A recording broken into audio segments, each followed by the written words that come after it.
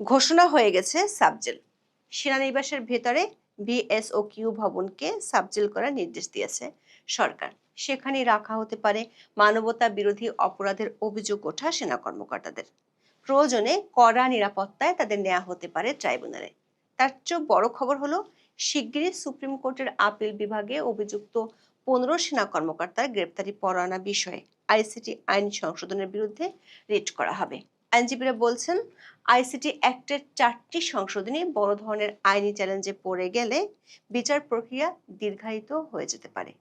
দর্শক, সেনাবাহিনীর শীর্ষ নেতৃত্বকে কোণঠাসা করার উদযাপনে যখন ব্যস্ত একটি পক্ষ, তখন এমন কিছু খবরে তাদের আকাশ যেন ভেঙে পড়েছে মাথায়। আবার একই ধরনের মামলার অন্য আসামিরা যেখানে আছেন নিয়মিত কারাগারে, তখন সেনা কর্মকর্তাদের জন্য আলাদা বন্দোবস্তে তৈরি হয়েছে নতুন বিতর্ক। তবে সবচেয়ে বেশি ধোঁয়াশা তৈরি হয়েছে ট্রাইব্যুনালের চিফ প্রসিকিউটরের বক্তব্যে।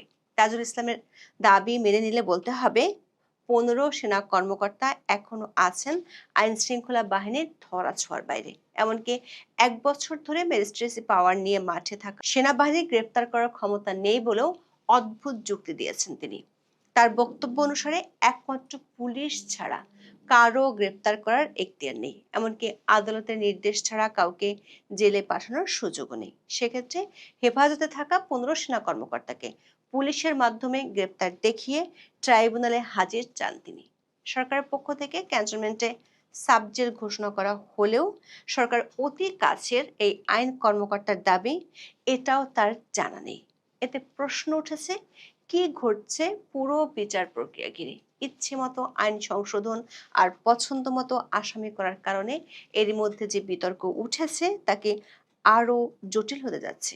পুরো বিষয়টি ঘিরে সরকারের ভিতরকার অস্থিরতা এবং সমন্বয়হীনতা কি লাগামহীন হচ্ছে না?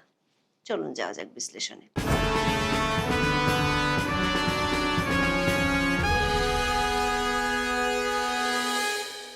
গত কয়েকদিনে বাংলাদেশের বিচারিক এবং প্রাতিষ্ঠানিক অঙ্গনে সবচেয়ে আলোচিত বিষয় সেনাবাহিনীর 15 জন কর্মরত কর্মকর্তা সহ 25 জন কর্মকর্তার বিরুদ্ধে গ্রেপ্তারি পরোয়ানা জারি এবং পরবর্তীতে এ নিয়ে নানা পক্ষের মন্তব্য।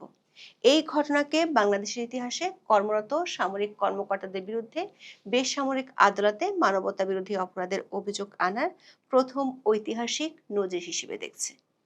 আইসিটিতে গ্রেপ্তারি পরোয়ানা জারির খবর গণমাধ্যমে প্রকাশের পর বাংলাদেশ সেনাবাহিনী স্বপ্রণোদিত হয়ে দ্রুত পদক্ষেপ নেয়। সেনা সদর নিশ্চিত করে কর্মরত 15 কর্মকর্তা এবং অবসর প্রস্তুতিমূলক ছুটিতে থাকা একজন কর্মকর্তাকে সেনা হেফাজতে নেওয়া হয়েছে। যদিও তারা জানায়, ট্রাইব্যুনাল যে পরোয়ানা জারি করেছে তারা আনুষ্ঠানিকভাবে সে ওয়ারেন্ট বা চার্জশিট হাতে পায়নি।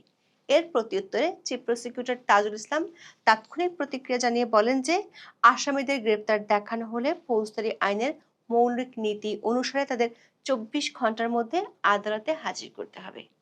আসামিদের সাবজেল বা অন্য কোথাও রাখা হবে সেই সিদ্ধান্ত গ্রহণের ক্ষমতা কেবল ট্রাইব্যুনালের। এই আইনি বিতর্ক চলাকালীন স্বরাষ্ট্র মন্ত্রণালয়ের সুরক্ষা সেবা বিভাগ জানিয়েছে, আন্তর্জাতিক অপরাধ ট্রাইব্যুনালের মামলায় অভিযুক্ত হেফাজতে থাকা 15 সেনা কর্মকর্তার জন্য ঢাকা সেনানিবাসে অস্থায়ী কারাগারের ব্যবস্থা করা হয়েছে। 12 অক্টোবর স্বরাষ্ট্র মন্ত্রণালয়ের কারা 1 শাখা থেকে এই সংক্রান্ত একটি প্রজ্ঞাপন জারি করা হয়েছে। রাষ্ট্রপতির আদেশক্রমে উপসচিব মোহাম্মদ হাফিজ আল আসাদের স্বাক্ষরিত প্রজ্ঞাপনে বলা হয়েছে, 1898 সালের বাংলাদেশ ফৌজদারি কার্যবিধির 541-এর 1 ধারার ক্ষমতা বলে ঢাকা সেনানিবাসের বাসার রোড সংলগ্ন উত্তর দিকে অবস্থিত MES 54 নম্বর ভবনকে সাময়িকভাবে কারাগার হিসেবে ঘোষণা করা হয়েছে। সেনা সদরের সূত্রগুলো বলছে, যে ভবনটিকে অস্থায়ী কারাগার হিসেবে ঘোষণা করা হয়েছে সেটি বিএসওকিউ নামে পরিচিত, যার পূর্ণ রূপ হলো ভেরি সিনিয়র অফিসার্স কোয়ার্টার। সাধারণত শান্তিরক্ষী মিশন বা ঢাকার বাইরে থেকে দায়িত্ব শেষ করে এসে যখন অফিসাররা ঢাকায় ফেরেন, তখন তাদেরকে এখানে সাময়িকভাবে থাকতে দেওয়া হয়। সূত্রগুলো বলছে, আইজি প্রিজন সহ ঊর্ধ্বতন কর্মকর্তারা ইতিমধ্যে ভবনটি ভিজিট করেছেন। এর নিরাপত্তা জোরদার করতে তারের বেড়া দেওয়া শুরু হয়েছে। দর্শক, 1894 সালের দ্য প্রিজন অ্যাক্টের ধারা 3-এর বি অনুচ্ছেদ অনুসারে সরকার এই অস্থায়ী কারাগারের সিদ্ধান্ত নিয়েছে। তবে এই কারাগারে কাদের রাখা হবে তা সুনির্দিষ্ট করে প্রজ্ঞাপনে বলা হয়নি। প্রজ্ঞাপনে আরো বলা হয়, যথাযথ কর্তৃপক্ষের অনুমোদন ক্রমে এই আদেশ জারি করা হলো। এটি অবিলম্বে কার্যকর হবে। তবে কার্যকরের সুনির্দিষ্ট কোনো দিনক্ষণ প্রজ্ঞাপনে উল্লেখ করা হয়নি। তবে এই বিশেষ কারাগার নিয়ে এরই মধ্যে প্রশ্ন তুলেছেন আইসিটির চিফ প্রসিকিউটর তাজুল ইসলাম। তিনি বলেছেন, আসামিকে গ্রেপ্তার করার ২৪ ঘন্টার মধ্যে আদালতে আনতে হবে। তারপর আদালত যেখানে আসামিকে রাখতে বলবেন, আসামি সেখানে থাকবেন। কোন জায়গাকে কারাগার ঘোষণা করা হচ্ছে সেটা তাদের বিবেচ্য বিষয় নয়। ১৩ অক্টোবর বিকেলে আন্তর্জাতিক অপরাধ ট্রাইব্যুনাল প্রাঙ্গণে এক ব্রিফিংয়ে সাংবাদিকদের প্রশ্নের জবাবে তাজুল ইসলাম এসব কথা বলেন। দর্শক, তাজুল ইসলামের এই কথা থেকে একটি ইঙ্গিত পাওয়া যায়, সেটি হলো সরকার এই ১৫ সেনা কর্মকর্তাকে ক্যান্টনমেন্টের ভিতরে বিশেষ কারাগার বানিয়ে রাখার যে সিদ্ধান্ত নিয়েছে তাতে প্রসিকিউশন টিম নাখোশ। তিনি এতটাই নাখোশ যে প্রশ্ন তুলেছেন সেনাবাহিনীর গ্রেপ্তারের এখতিয়ার নিয়ে। সাংবাদিকদের তাজুল ইসলাম বলেছেন, সেনাবাহিনীর গ্রেপ্তারের ক্ষমতা নেই, আদালতের দেওয়া গ্রেপ্তারি পরোয়ানা তামিল করবে পুলিশ। সাংবাদিকদের প্রশ্ন ছিল, সেনাবাহিনী তাদের ১৫ কর্মকর্তাকে গ্রেপ্তার করতে পারে কিনা। এর উত্তরে চিফ প্রসিকিউটর বলেছেন, সেনাবাহিনী পারে না। বিষয়টি তিনি ব্যাখ্যাও করেছেন, বলেছেন শুধু আইন শৃঙ্খলা বাহিনী কাউকে গ্রেপ্তার করতে পারে। ডেফিনেটলি আইন শৃঙ্খলা বাহিনী মানে পুলিশ। দর্শক, চিফ প্রসিকিউটর দাবি করেছেন আর্মির গ্রেপ্তারের ক্ষমতা নেই, বলেছেন এটা নিয়ে বিভ্রান্তির সুযোগ নেই। আদেশ পালনের বা সেনা কর্মকর্তাদের বিরুদ্ধে গ্রেপ্তারি পরোয়ানার ব্যাপারে সেনাবাহিনীর বিভিন্ন পর্যায়ের অফিসারকে অবহিত করা হয়েছে, তারা গ্রেপ্তার করবেন না। অবহিত থাকার অর্থ হচ্ছে যখন পুলিশ গ্রেপ্তারি পরোয়ানা তামিল করতে যাবে, তারা অবহিত থাকলে সাহায্য করতে পারবেন। দর্শক, চিফ প্রসিকিউটর যে ব্যাখ্যা দিয়েছেন, অনেক আইন বিশেষজ্ঞ বিষয়টিকে মানছেন না। তারা বলছেন সেনাবাহিনীর বর্তমানে ম্যাজিস্ট্রেসি পাওয়ার আছে, সে ক্ষমতা বলে সেনাবাহিনী গ্রেপ্তার করতে পারে। আবার সেনা আইন অনুযায়ী বিষয়টির দায়িত্বরত ঊর্ধ্বতন কর্তৃপক্ষের অনুমতি ছাড়া কোনো সেনা কর্মকর্তাকে গ্রেপ্তারের সুযোগ নেই। দর্শক, যদিও চিফ প্রসিকিউটর তাজুল ইসলাম বিশেষ কারাগারের বিষয়টি মানতে পারছেন না, কিন্তু সূত্রগুলো বলছে সেনা সদরের সাথে সরকারের গত ১১ অক্টোবর আলোচনার পরে এই সিদ্ধান্ত হয়েছে।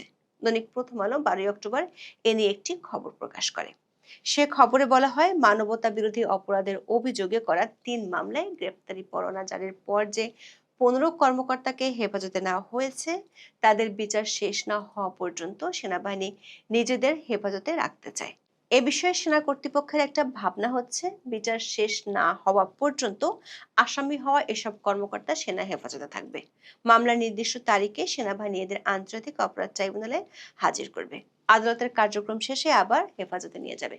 সূত্রগুলো বলছে, স্বরাষ্ট্র উপদেষ্টা জাহাঙ্গীর আলম চৌধুরী ইতালি ও কাতার সফরে যাচ্ছেন, সেজন্য দ্রুত সাবজেল গঠনের প্রজ্ঞাপন জারি করা হয়েছে। দর্শক, সাধারণত জেল কোড অনুযায়ী বাংলাদেশে ৪ ধরনের কারাগার আছে: কেন্দ্রীয়, জেলা, সাবসিডিয়ারি এবং বিশেষ কারাগার। সরকার চাইলে যে কোনো স্থাপনাকে কারাগার ঘোষণা করতে পারে। এর আগেও এমন নজির আছে। 111 তত্ত্বাবধায়ক সরকারের সময় যখন শেখ হাসিনা ও খালেদা জিয়াকে গ্রেপ্তার করা হয়েছিল, তখন সংসদ ভবন এলাকার ২টি বাড়িকে সাবজেল ঘোষণা করে সেখানে তাদের রাখা হয়েছিল। তবে বর্তমান পরিস্থিতিতে এ নিয়ে অনেকে প্রশ্ন তুলেছেন সামাজিক মাধ্যমে। যারা প্রশ্ন তুলেছেন তাদের বক্তব্য হলো, এই ব্যবস্থা কি বাংলাদেশের সংবিধানের ২৭ অনুচ্ছেদে বর্ণিত আইনের দৃষ্টিতে সমতার নীতির লঙ্ঘন নয়? সংবিধানের ২৭ অনুচ্ছেদে বলা হয়েছে, সকল নাগরিক আইনের দৃষ্টিতে সমান এবং আইনের সমান আশ্রয় লাভের অধিকারী। আইনের চোখে সমতা নীতির অর্থ এই নয় যে সকল ব্যক্তি বা শ্রেণীর প্রতি হুবহু একই আচরণ করতে হবে, বরং এর অর্থ হলো একই পরিস্থিতিতে থাকা ব্যক্তিদের সাথে সমান আচরণ করতে হবে। আইন যুক্তিসঙ্গত শ্রেণীবিন্যাসের বা রিজনেবল ক্লাসিফিকেশনের ভিত্তিতে বিভিন্ন শ্রেণীর জন্য ভিন্ন ব্যবস্থা প্রণয়ন করতে পারে। প্রশ্ন উঠেছে, অতীতের সাবেক প্রধান বিচারপতি এবিএম খায়রুল হক বা অন্যান্য উচ্চপদস্থ মন্ত্রী এমপিদের আটকের সময় তো এমন বিশেষ সাব জেল তৈরি হয়নি। সাবেক প্রধান বিচারপতি খায়রুল হককে রিমান্ড শেষে সাধারণ কারাগারে পাঠানো হয়েছিল। এমনকি সাধারণ কারাগারে আছেন সেনাবাহিনীর অবসরপ্রাপ্ত মেজর জেনারেল জিয়াউল হাসান, নৌবাহিনীর এক কর্মকর্তাও আছেন। প্রশ্ন উঠেছে, তাদেরকে কি এখন সাব জেলে পাঠানো হবে? যদি না হয়, সেক্ষেত্রে তাদের প্রতি ভিন্ন আচরণের প্রকাশ ঘটবে, যেটি নিয়ে সুবিধাবাদী বিচারিক প্রক্রিয়া বা প্রিভিলাইজড জুডিশিয়াল প্রসেসের প্রশ্ন উঠবে। আইনবিদরা বলছেন, তখন প্রশ্ন উঠতে পারে, তারা কি প্রতিরক্ষা বাহিনীর সতীন পুত্র? দর্শক, 15 সেনা কর্মকর্তাকে সাব জেলে রাখা হবে, সেটি প্রায় চূড়ান্ত। এখন প্রশ্ন হলো, এই 15 কর্মকর্তাকে কি আইসিসিতে হাজির করা হবে, নাকি সেনানিবাসে তাদের জন্য বিশেষ আদালত বসানো হবে? একটি সূত্র বলছে, সেনানিবাসের জাহাঙ্গীর গেট পর্যন্ত সেনা প্রহরায় নিয়ে আসা হবে, তারপর পুলিশি নিরাপত্তায় তাদেরকে আইসিসিতে নিয়ে যাওয়া হবে। স্বরাষ্ট্র মন্ত্রণালয়ের অতিরিক্ত সচিব খন্দকার মোহাম্মদ মাহবুবুর রহমান আজকের পত্রিকাকে বলেছেন, আন্তর্জাতিক অপরাধ ট্রাইব্যুনালের মামলায় অভিযুক্ত সেনা কর্মকর্তাদের জন্য দুই ধরনের বিচার কার্য হতে পারে। সেজন্য সেনানিবাসে অস্থায়ী কারাগার হিসেবে একটি ভবনকে ঘোষণা করা হয়েছে, যাতে বিচার কাজ সহজ হয়। সেনা সদরের একাধিক সূত্র বলছে, অভিযুক্ত 15 সেনা কর্মকর্তার পক্ষ থেকে আপিল বিভাগে রিট করা হবে। রিটে তাদের বিরুদ্ধে অভিযোগ, গ্রেপ্তার এবং আইসিটি আইনের সবশেষ সংশোধনী নিয়ে চ্যালেঞ্জ করা হবে। 15 সেনা কর্মকর্তাদের পরিবারের সদস্যরা ইতিমধ্যে আইনজীবীদের সাথে যোগাযোগ করেছে। সবশেষ সংশোধনীতে 20 অনুচ্ছেদের সি ধারা যুক্ত করা হয়েছে। এটি জারি হয় গত 6 অক্টোবর। সেনা কর্মকর্তাদের বিরুদ্ধে পরোয়ানা জারির মাত্র 2 দিন আগে সংশোধনীতে বলা হয়েছে, আন্তর্জাতিক অপরাধ ট্রাইব্যুনালে আনুষ্ঠানিক অভিযোগ দাখিলের পর অভিযুক্ত ব্যক্তি 3টি ক্ষেত্রে অযোগ্য হবেন। 1, অভিযুক্ত ব্যক্তি জাতীয় সংসদের সদস্য হিসেবে নির্বাচিত হওয়া বা থাকার যোগ্য হবেন না। 2, স্থানীয় সরকার সংস্থাগুলোর সদস্য, কমিশনার, চেয়ারম্যান, মেয়র বা প্রশাসক হিসেবে নির্বাচিত বা নিয়োগপ্রাপ্ত হতে বা থাকতে পারবেন না। এবং সবশেষ, প্রজাতন্ত্রের কোনো চাকরিতে নিয়োগপ্রাপ্ত হতে পারবেন না। এছাড়া অন্য কোনো সরকারি পদে অধিষ্ঠিত হতে পারবেন না অভিযুক্ত ব্যক্তি। প্রসিকিউটররা বলছেন, এই প্রজ্ঞাপনের কারণে ফৌজদারি অপরাধের মামলায় যেসব সেনা কর্মকর্তা অভিযুক্ত হবেন, তারা আর সরকারি চাকরির কোনো পদে বহাল থাকতে পারবেন না। কিন্তু সূত্রগুলো বলছে, তাদেরকে চাকরিচ্যুত করা হয়েছে এমন কোনো নথি সরকারের কাছে নেই। দর্শক, সরকার সাবজেল ঘোষণা করেছে, অথচ চিফ প্রসিকিউটর বলছেন তিনি জানেন না এ ধরনের কারাগারের কথা। আবার তিনি 24 ঘন্টার মধ্যে আদালতে হাজিরের কথা বললেও সরকার আইন মন্ত্রণালয় বা অন্য কাউকে এ নিয়ে কর্ণপাত করতে দেখা যাচ্ছে না। ফলে প্রশ্ন উঠেছে, বিষয়টি নিয়ে আইসিটি প্রসিকিউশন টিমের সাথে কি যমুনা আর জাহাঙ্গীর গেটের দূরত্ব বাড়ছে? সেটি যদি সত্যি হয়, তাহলে আইসিটি অ্যাক্টের সংশোধনী নিয়ে উচ্চ আদালতে রিট হওয়ার পর প্রসিকিউশন টিমের কনফ্লিক্ট অফ ইন্টারেস্টের পুরাতন বিতর্কটি আবারও সামনে চলে আসতে পারে।